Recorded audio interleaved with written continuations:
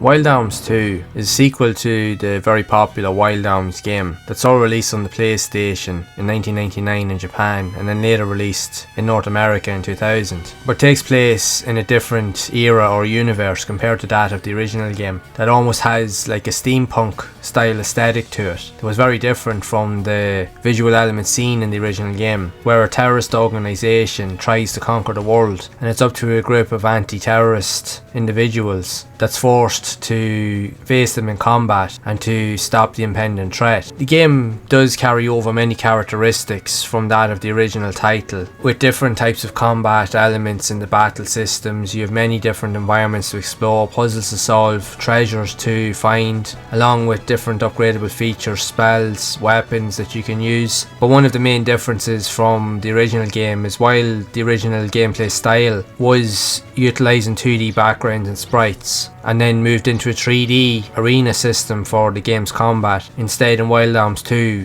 the majority of the game is nearly in full 3D, but with the game's sprites being essentially 2D, but pretty much everything else is in 3D. So it is definitely an upgrade over that of the original. So you spend a majority of your time navigating through dungeons, fighting monsters and other enemies that randomly appear, which is pretty much the staple of your typical JRPG games, with random battles that appear without a moment's notice, and you have to keep leveling up and you have to acquire different items to get the best out of your character and try to learn your character strengths and weaknesses in order to engage with different strategies that will help you out throughout the course of play. And it still utilises the typical turn-based elements seen in your typical RPG games. While it has many of the characteristics from that of the original game, visually it's very different, like I mentioned, with 3D visuals, but it also does have like a steampunk style, almost a futuristic style element to it, which was very, very different from that of the original. But at the time when the game was released, as it was released during kind of like the midpoint towards the end of the PlayStation's lifespan, and due to the success of many popular RPGs at the time, while you had the Final Fantasy series, which was leaps and bounds amongst everything else, you also had the likes of Alundra, which is an action RPG which is considered one of the best and most visually impressive 2D action RPG games ever seen, and you had a multitude of other games like with Vagrant Story and so forth.